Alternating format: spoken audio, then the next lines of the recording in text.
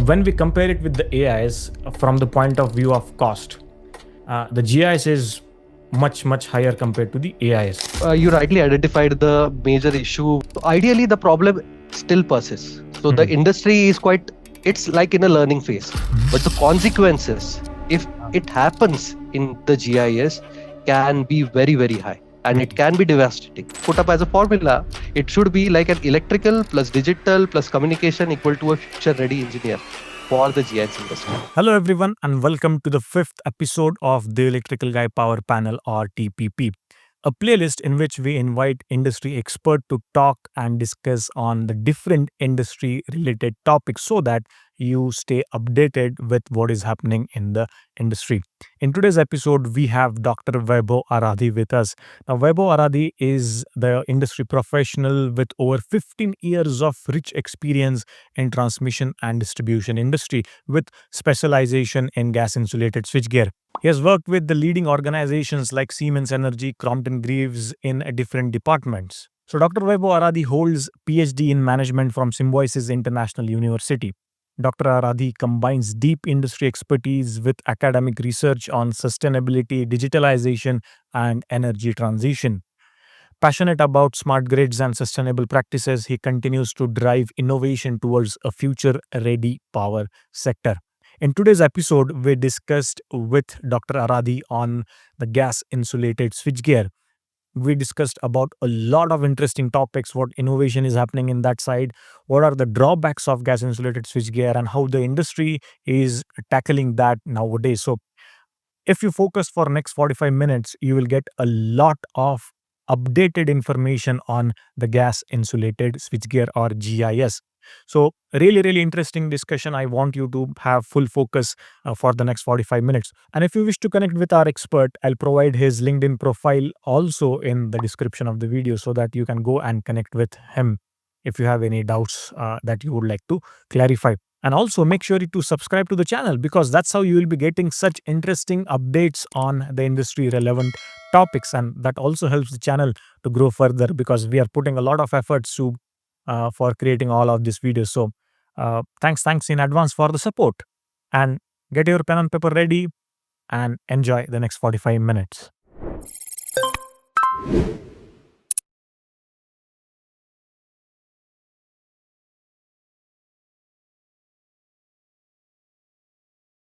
So hello everyone and welcome to the 5th episode of the Electrical Guy Power Panel. Today we have an honor with us. We have an honor to have Mr. Dr. Vaibhav Aradhi with us.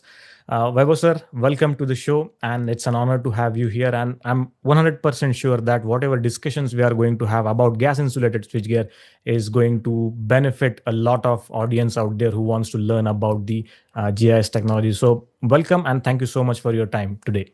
Thank you, Gaurav. Thank you for the kind introduction, first of all. And it's actually a pleasure to join you on the Electrical Guy Power Panel. I've been following you for some time for the overall interviews which you conduct here. And I actually really like the way this platform makes the technical discussion very engaging and accessible to the young engineers. I'm actually excited today to share my thoughts on the gas insulated switchgear technology. Actually, why exactly it is becoming so important today in today's power systems, and also what exactly it means to the next generation of engineers who are going to enter this industry. Definitely, and I'm personally excited for this because the discussion is not just about the gas insulated switchgear, but it's also about your experience in this field, more than a decade's experience that you have in this field. So definitely, I'm looking forward for this discussion, and I'm sure that it will also benefit a lot of people out there. So thanks again. So we'll start.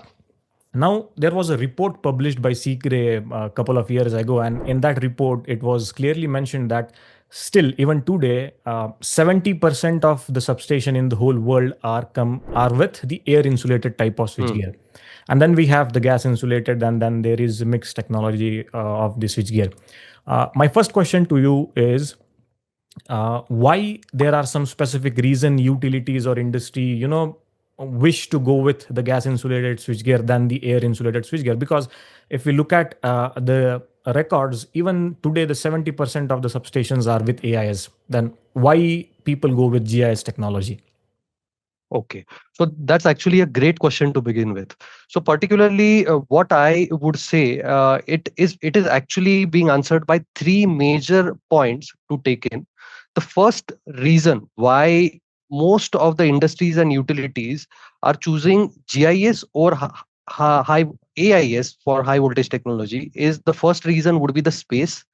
The major advantage which the gas insulated switchgear scenario which we are seeing today, it is like most of the customers demanding compact and highly modular kind of substation assemblies. The overall space requirement for the overall substations to plan with is going down.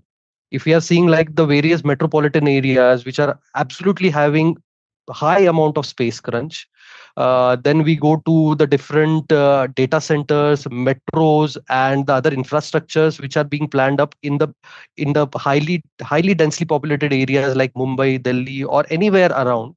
You go on and see, it is seen that the amount of space which would be reserved for like planning up a substation is very negligible. And overall, the substation planners or the power system planners do not have that kind of area or any kind of viable solution like the AIS, which is like a highly established technology, as what you said before, available with them. So if we are comparing the GIS technology with the AIS technology, the AIS actually occupies around 110 to 150% more space as compared to what is being catered by the GIS scenario. So particularly the first point to say is definitely GIS is like a space saving alternative which the planners have with them. The second solution or the second point which definitely all the power system planners look into is the reliability of the substation.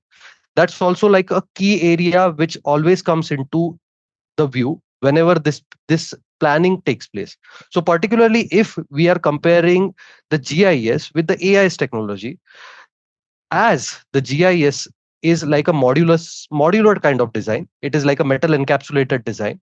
The overall susceptibility of these modular assemblies to dust, humidity, pollution, etc., which you would be likely seeing with the AIS switchgear, which is like standing open to air in the overall switchyard, is quite less.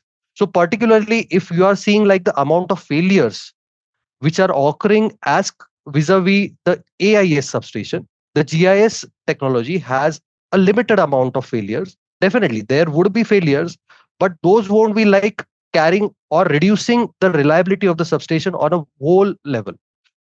And the third point, which I would definitely chip in, would be the safety or the most important aspect of safety. If you are comparing the AIS technology with the GIS technology, the AIS is like open to air. Anybody can access it and go into the switchyard, and there may be accidents which may occur. So particularly if you are comparing both the technologies together, definitely the GIS technology becomes like the most attractive way for the power system engineers and the power system technology to go ahead with. So to sum it up, GIS definitely is compact, reliable, and safe, which makes it a logical choice for the power system planners and the designers to go ahead with for the overall design and technology. Understood. Clear. I think Yeah. the very valid point is where we have space crunch, the GIS becomes the perfect choice. So definitely in cities like Mumbai, Delhi, where the land rates are skyrocketing, I think GIS in that case become the logical choice compared to the Absolutely. AIS. And of course, the space requirement, as you mentioned, for AIS, it's huge space that you need. So it makes sense if you have rural areas there, you can purchase the land and build the substation. But in urban areas, I think that would be a real big challenge. So yeah. Thanks for those insights, Vaibhav sir. But now I'll go to the second question. Uh, you mentioned that okay, when we talk about GIS, most of the people talk about the aspect of the space. It saves a lot of Hmm. space. Okay, agreed. But when we compare it with the AIs from the point of view of cost, the GIS is much higher compared to the AIS. But then my question is, how do the overall life cycle cost of GIS is seen by the utilities and industries when we compare it with the AIS? Okay. So I'll just put it up in a small analogy perspective. So we'll just compare, like you bought a budget phone from the market and also bought a flagship phone from a market. So particularly if we are uprightly thinking about the budget phone costed you less, whereas the flagship phone, you had to pay some amount of premium and you bought it together. But if you are looking towards this aspect over a span of time, like if you are working on the budget phone, definitely over a period of time, like in the next 2 3 years or 3 years working time, the overall maintenance which the budget phone will come up with regard to the software patches, with regard to the battery issues, are more prolonged as compared to what you see with the premium or the flagship phones. Particularly, this is like an analogy. If we are bringing it together and bringing it towards the GIS technology and thinking about that perspective, yes, we know that GIS is going to have an upfront high amount of price to be paid for uprightly. But however, if you are looking towards the life cycle, definitely the AIS switchgear, vis-a-vis, you are like, we are having a comparison being made. Mm. The AIS technology definitely like costs you low at the start, whereas as the time proceeds, it has recurrent maintenance costs which are highly associated. So particularly, yes, it has a yearly annual maintenance contract associated.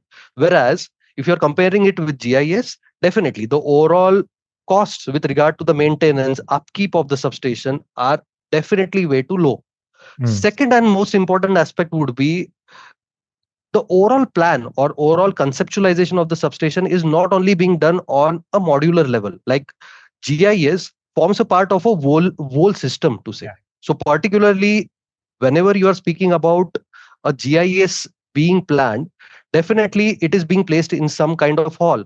Mm. So particularly it is the land cost, the overall civil and associated cost, and then the GIS cost, as compared to what you see if you are going to plan a big kind of substation, like a huge substation of 400 kV being planned in a metro or a urban area.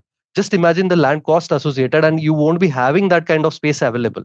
So particularly, there is definitely a trade off which comes into scenario. And definitely at a particular point, the GIS as a solution scores higher as compared to the AIS technology, which is like a next generation kind of technology which is coming up today.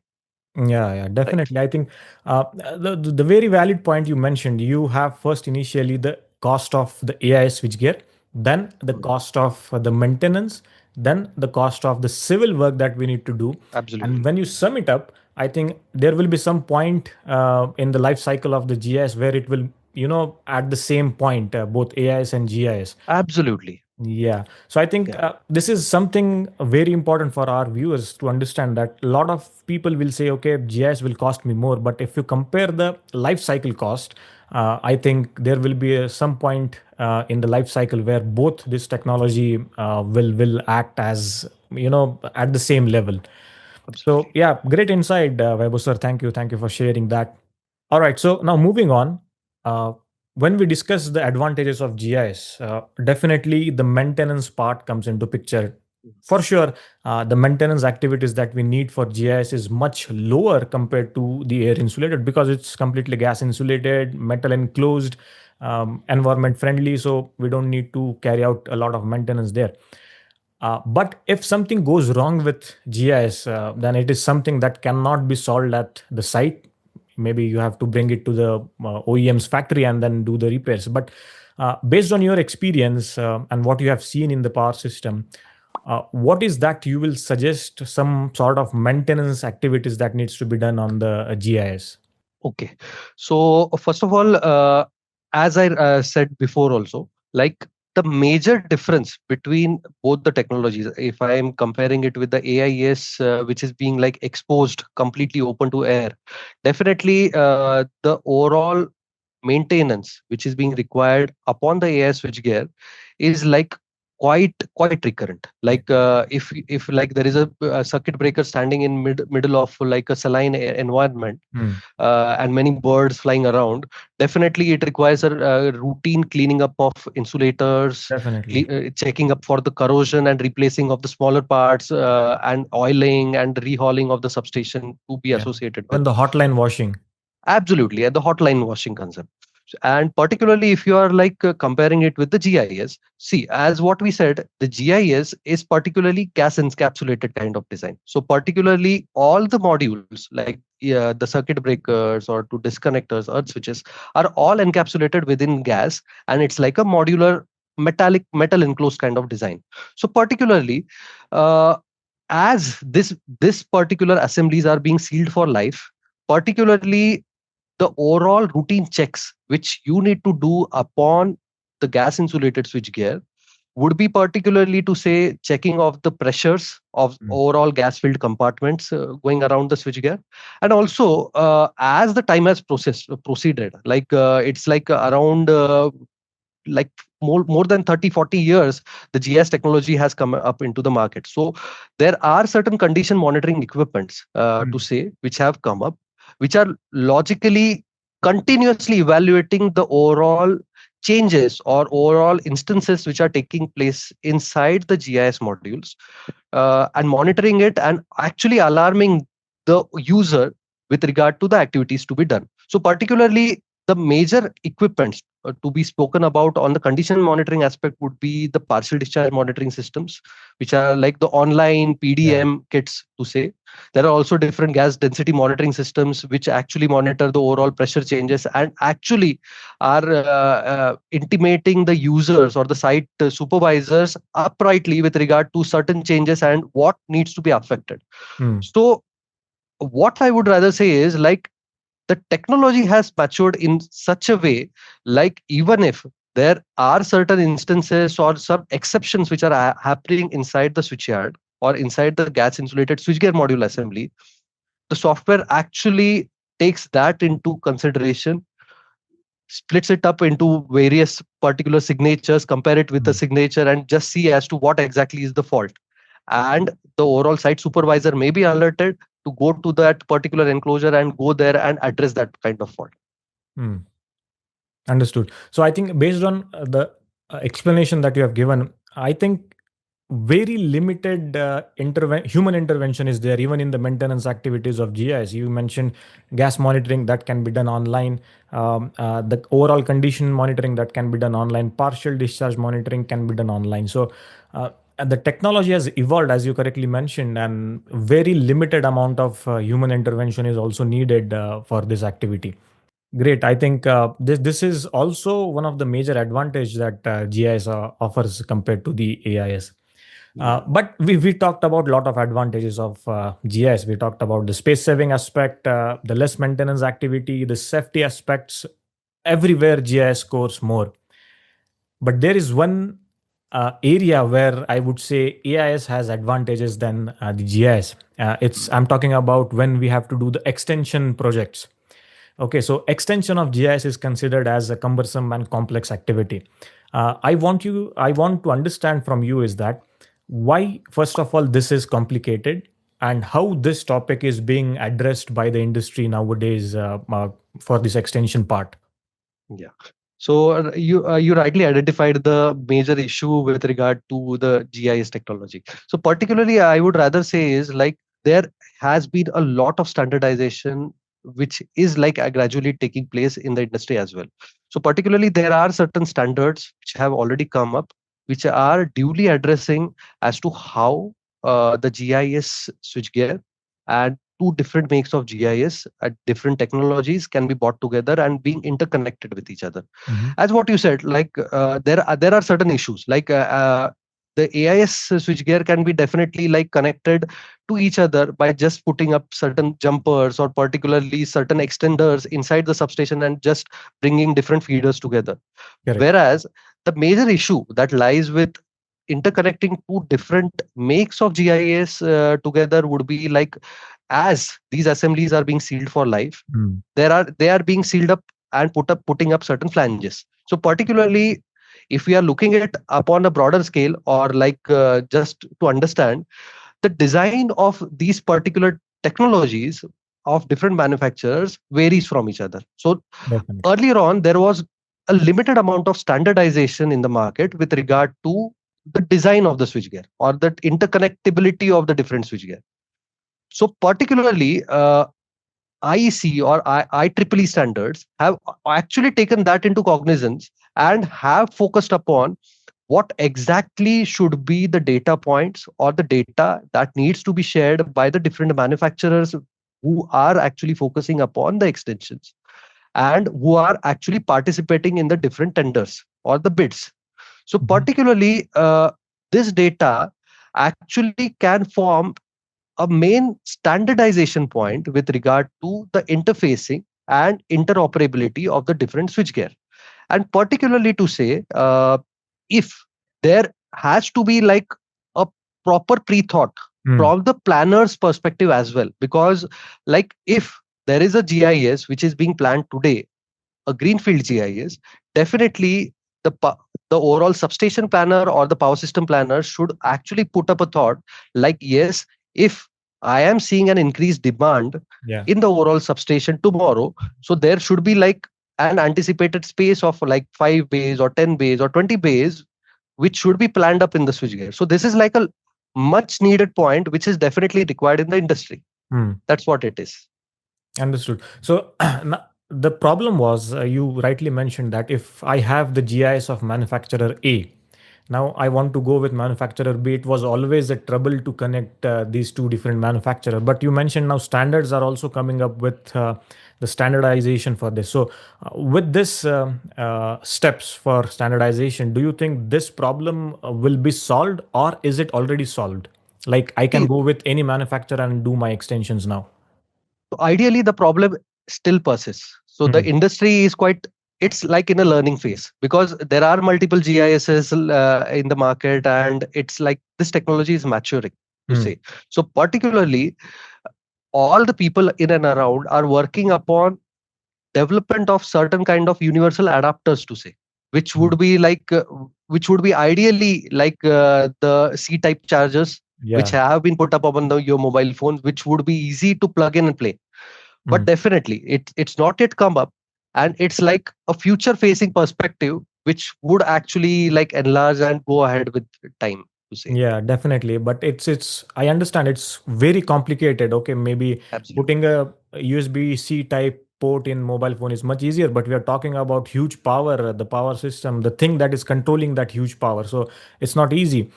Even I think the manufacturer will have to adopt their design to accommodate that universal adapter. So it's a Absolutely. long process and complicated process, definitely. Yeah. So thanks. But particularly to say, Gaurav, yes, but the steps which are actually required with regard to the standardization Mm. and with regard to how exactly the compatibility issues between the different makes and types are being definitely taken up by the industry, so that this issue definitely is won't be the same pain point which we used to see like 5 years ago or 10 years ago. Yeah. Definitely there is a amount of maturity which has been seen into the market, and the steps are Mm. being taken accordingly. Definitely, definitely. Thanks, Yeah. thanks for those insights, Vaibhav sir. It was really enlightening. Thank you. Now, what we have seen in the medium voltage is that the internal arc faults are the fault that the switchgear can see, and it can destroy the whole panel, even the surrounding panel. And if somebody is present in that vicinity, it's a life threat to them. Uh, do you think this kind of situation can arrive in the gas insulated switchgear, especially in the high voltage side? What is your thought on that? Yes, definitely. Means you have picked up a very important topic with regard to the fault behavior of GIS to say. So particularly, yes, it's like the most severe hazard which you have seen in the medium voltage segment as well. Yeah. And particularly, if you say about GIS, the frequency of these kind of faults, like the internal arc fault, is, I won't say that it's negligible. It Mm. definitely does persist, but the amount of after effects can actually be like put up to a restraint with the provision of various protective devices upon the GIS switchgear to say. Mm-hmm. So particularly the GIS actually has been put up with different bursting disks with regard to the overall gas pressure changes which it may encounter uh, with regard to these kind of faults. So particularly the answer to your question is the risk with regard to the internal arc fault is quite low in GIS, Mm-hmm. but the consequences, if it happens in the GIS, can be very, very high and it can be devastating. So, Mm-hmm. particularly from the GIS manufacturer perspective or the GIS manufacturer lens, if you are going to look into, definitely the GIS has to incorporate all the protective devices to be built with so Mm-hmm. that the overall after effects of these kind of faults, because these cannot be controlled, and if those happen at any point of time, can be devastating. So Yeah. these have to be put into shape. Mm-hmm. But Yeah. when you say that we have to put into the protective devices, is it the standard that is forcing manufacturer to put, or like we have customer awareness itself and they are asking us to have all these protective devices? Okay. So the standards definitely have taken these protective devices and protection equipments into scope currently. So the standards have equally and efficiently being revised, and definitely the customers have also reached a point of education, like they are like well aware of what needs to be put up so that the overall site personnel are effectively being protected against any kind of contingency that the overall substation may see in future. Definitely. And I think Yeah, now the modern switchgear also are coming with this partial discharge sensors, and they can definitely sense this internal arc situation way too early, because the partial discharge is not an internal arc, but it may trigger the internal arc if it is ignored. So I think that part will also, help saving the switchgear from this internal arc issue. absolutely. Yes, thanks for those insights, Vaibhav sir. Now we go to a special installation conditions. Okay, so when we Mhm. talk about AIS and I have to install this air insulated switchgear to high altitude levels, okay, there is a problem with AIS because as we go higher on the altitude level, the dielectric properties of air goes down, and maybe in place of 145 kV AIS, we may have to go with 175 kV or 245 kV, depending on the level of altitude. How is this problem? Uh, do we have this problem in GIS? What is your opinion on that? Okay. So yes, this is like a logical problem which is being faced by all kinds of switchgear in Yeah. and around. So particularly if like we are going up the altitude, Mm, going out towards the mountainous regions or going up on the skyscrapers to say, particularly the air becomes thin. So particularly the overall insulation capability also drops down drastically. yeah. So particularly if we are looking at GIS to AIS comparison, both kind of switchgears are going to face up a similar kind of issue. But particularly, how exactly the GIS installation would differ is like the GIS being installed indoor in a controlled area. So particularly, the overall halls can be put up at a controlled environment Mm, with a increased pressure, and particularly the GIS may be made operable at a controlled environment. And secondly, an alternative that is readily available in the market would be the usage of mixed gases or mixed mm, gas technology, changing of pressures. So particularly these are the various alternatives which are differently available with the different manufacturers in and around. So particularly that can definitely be like a solution to install the GIS or the AIS technology at various higher altitudes. mm, mm. Yeah. So that is one very valid point. And second, do you think since the GIS is completely insulated with SF6 gas and it's enclosed by thick metals, and it's not subjected to the environmental condition, that is also helping GIS to become a stronger candidate in higher altitude installations?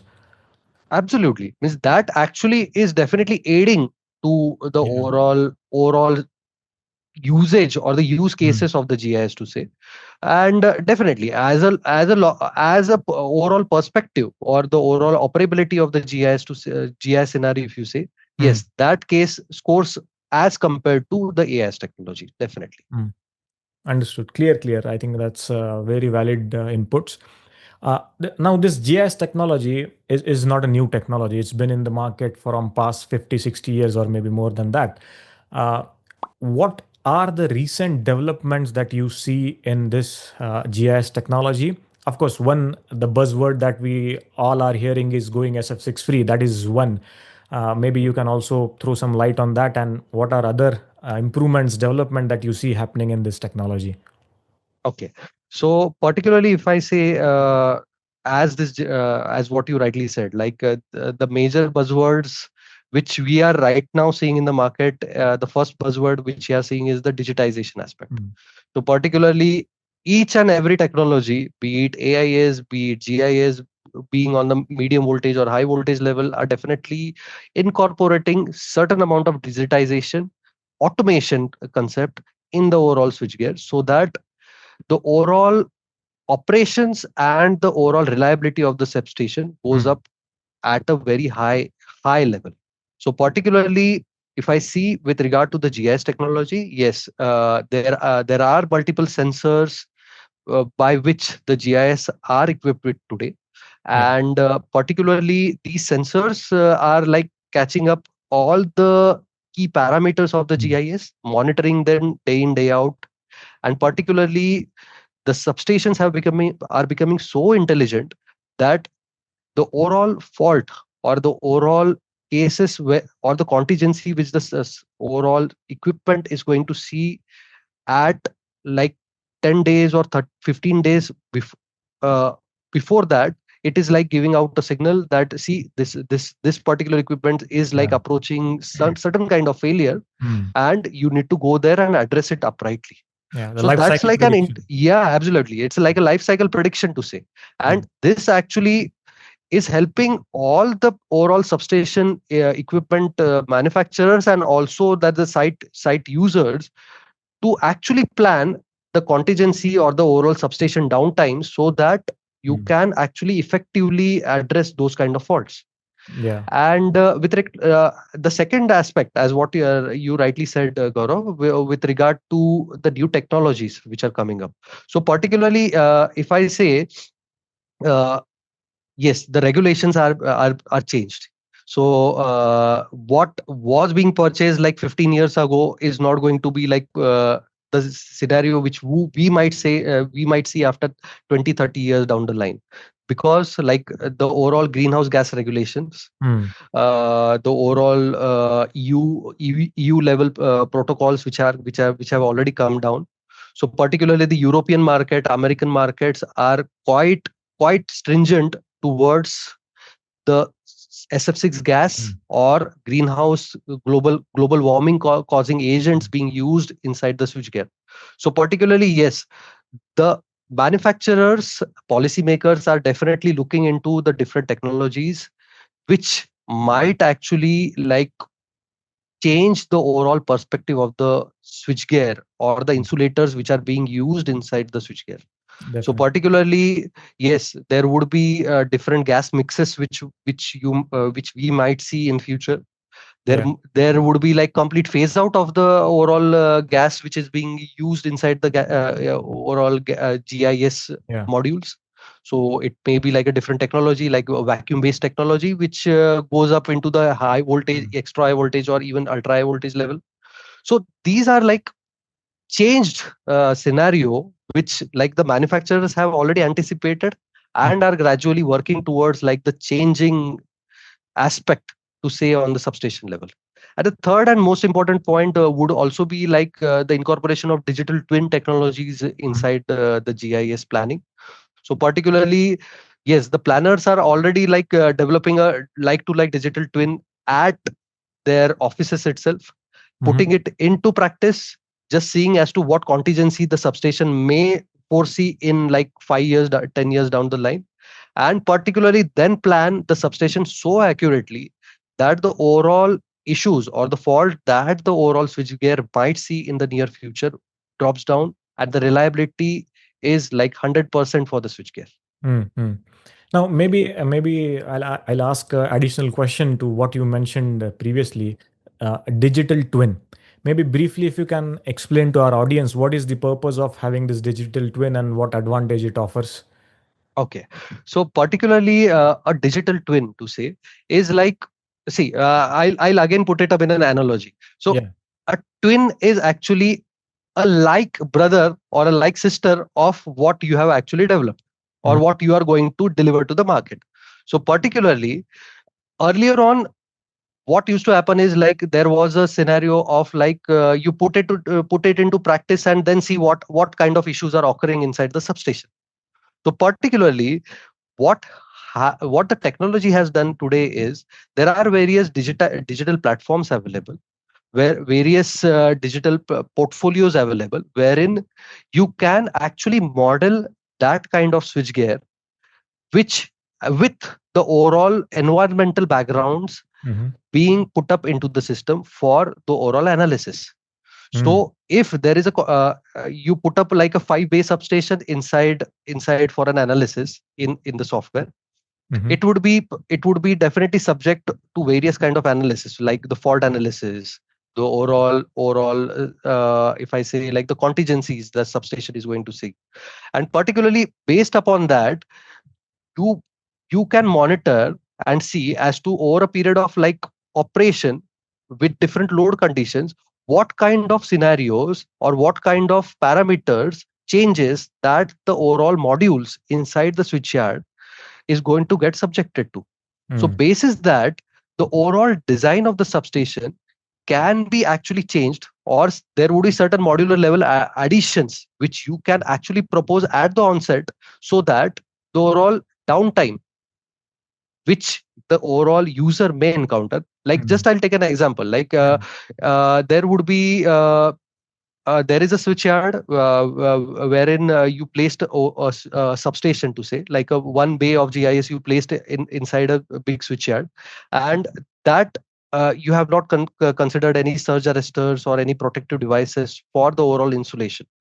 And yes, definitely the insulation coordination study is definitely required, but this kind of digital twin technology or the digital twin analysis actually is going to cater and take into consideration the various issues or the overall topics or the contingencies like with regard to the surges, with regard to the switching analysis which that particular module which it may encounter, and definitely prompt the overall designer to say that yes your substation requires certain surge arresters, it requires some changes with regard to the overall insulation, some design changes required or some kind of additional protective devices required here and there. So these kind of prompts are readily available to the designer at the upfront during the design so that this particular substation works in quite properly over a period of time. Mm. I think interesting this digital twin. So basically, if I have to summarize what Vaibhav sir mentioned, we have the existing substation, the physical substation, I would say. We convert that into the digital form, and we can create a digital playroom. And in that digital playroom, we can do the different analysis, as Vaibhav sir mentioned. We can do fault analysis. We can check if our substation needs to have an lightning arrestor or not. So that everything is possible in this digital twin technology. I think it's quite similar to what we have in the automotive industry, where we do the simulations right before we produce the actual cars. So I think it's a very interesting to know all these things, Vaibhav sir. Thank you so much for all Absolutely. those insights. And also, while discussing, you mentioned we are now maybe the GIS will not have the gas that we use today predominantly, the SF6 gas. It may be removed. So it's already being removed in some of the countries. We have vacuum technology for the interruption purpose. Then we have the clean air technology for insulation purpose. IEC is calling it as the synthetic air. So there are different technologies available into that. Some people are using oxygen plus nitrogen. Some manufacturers are using combination of different gases. But the confusion, what I've seen in the industry is that people are saying when we are removing the SF6 gas and putting in the clean air into the switchgear, why are we still calling it as gas insulated switchgear? It should be called Okay. as air insulated. Uh, maybe you can throw some light on us Okay. on this for us. Yeah. So actually, that's a very relevant question. Like this kind of topic always actually arises like Yeah. practically. Like you remove out the gas and put up or something else. It should not be called a GIS. So particularly, what I would rather say is the answer to this question is it is not the design philosophy that defines the GIS. It is actually not the gas which is being pumped into the GIS module, which determines what it should be called like. Hmm. Particularly, it is like the modular design, the overall interfaces of the substation which it brings together, and the overall applicability which it shows to which the switchgear is being catered to. So particularly, if I say if it is AIS, it would be like using ambient air and certain gases being filled inside the interruption chambers. Whereas if it is GIS, it is like a completely gas filled enclosure and completely compact and sealed for life. It may be filled up with the gas or maybe filled up with clean air or whatever to say, which would be acting as an insulation.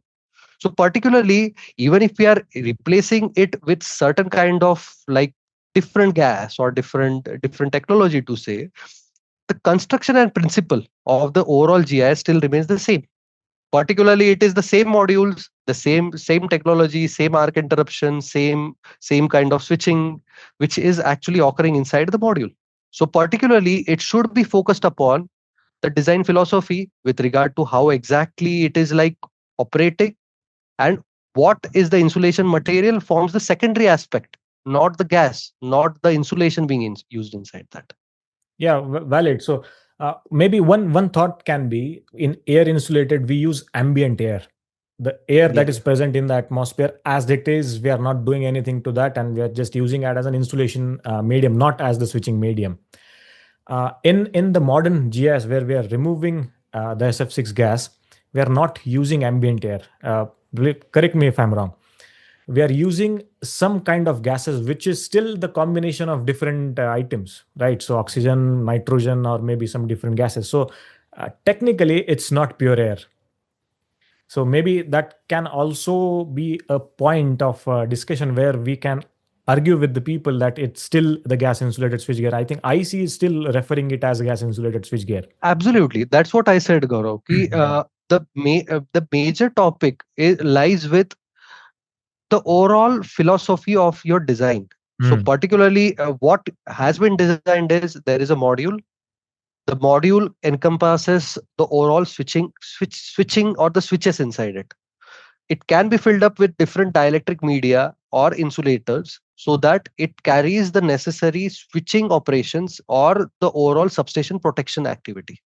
So particularly, what is the requirement is a module which got filled up with a particular insulation, and that being termed as a gas encapsulated or gas insulated kind of switchgear. So yes, it tomorrow if like it if any particular user starts saying no, I don't want any gas, I want to fill it up with some liquid, the terminology may change, but particularly as a uniformity, the overall IC standards and the IEEE standards definitely classify it as a one, or and definitely term it as GIS only. It won't be like termed out like a liquid insulated switchgear or a solid insulated kind of switchgear. Yeah, Definitely, definitely. I think that's a very valid point, and I think this should clarify to a lot of users that even if we remove SF6 gas and we put any other gas, it's not to be referred as AIS. Technically, it's still the gas insulated switchgear. But thank you for all those insights, Vaibhav sir. Now I'll go to the last question. So, based on your experience, you have worked with a lot of customers. You have been in the industry for more than a decade now. What some of the skills or what some of the advice that you will give to the young engineers who are entering into the power industry, who wants to learn about the gas insulated switchgear? okay. So particularly, I would rather say that first of all, you should be working upon the technical skills. It definitely requires a solid grounding with regards to the high voltage engineering aspect. Work upon the overall insulations, protection, grounding basis, the overall single line diagrams, and the overall substation level details. The second and the most important thing, as what we discussed earlier as well, Gaurav, is the digital skills to be developed. So particularly the future of GIS is it's not only mechanical or completely electrical to say. It is definitely going to house in multiple kind of sensors, monitoring, IoT devices, digital twins. That's what we discussed some point ago, and also we have to be getting comfortable with the digital simulations, working upon different softwares, SCADA systems, data handling, etc. And the most important point, and the third point to say, would be the soft skills. So particularly, yes, definitely you should be able to communicate based upon your technical solutions to a non-technical person to say. Particularly, most of the time it so happens is like the site people or the site supervisors definitely are not aware of as to what are the overall electrical terminologies. So definitely this is like a much needed skill by the young engineers as to how well we can communicate the non-technical aspect to a non-technical person, the technical aspects. So this is like quite an important skill that needs to be caught up. And to more to sum it up, utilities just don't buy equipments, they actually buy your confidence to say. So particularly that's a much needed point which is always required by the young engineers. So if to say up, it should be like put up as a formula. It should be like an electrical plus digital plus communication equal to a future ready engineer for the GIS industry. That's a very strong line that you mentioned. Thanks for that. And if you go 5 or 10 years down the line, nobody would talk about these digital skills. But today, the world has changed, and very rightly, you have pointed out it's not only the basic electrical engineering knowledge, the high voltage knowledge. That's the fundamentals. You cannot ignore it. But along with that, very rightly, you mentioned the digital skills, the simulations, the different softwares that we have today, and also the soft skills. So if you put all this together, as you mentioned, the future is bright for all the engineers out there. And I think the fourth tip I would add is also follow the Electrical Guy YouTube channel, because there is a lot of Absolutely. content already available, and you can learn a lot of things out of that. But very interesting discussion, Vaibhav sir. I think personally I've learned a lot of things. A lot of misconceptions that I had were clarified, and I think that is the same. I would also expect our audience to have the same feeling. So thank you very much for your time, and it was really, really good to discuss with you on the GIS. My pleasure. My pleasure. Thanks a lot, Gaurav. Nice connecting with you. Thanks a lot. Thank you Thank you. all. Thank you. So I hope you have learned something new about the gas insulated switchgear today. If you found this video helpful, then do share it with the people you think might be interested in knowing about this topic. And if this discussion was helpful, then do comment helpful in the comment section below. In that way, we'll try to also get more industry expert on our channel so that you will keep learning. So I hope this was useful, and if you are interested to watch the previous episodes of the Electrical Guy Power Panel, I'll put link for that complete playlist down in the description. You can check them all out. Everything is really, really interesting and full with the information. So that link also I'll put down in the description. Thank you so much for watching, guys. I'll see you in my next one. But till then, keep watching, keep learning.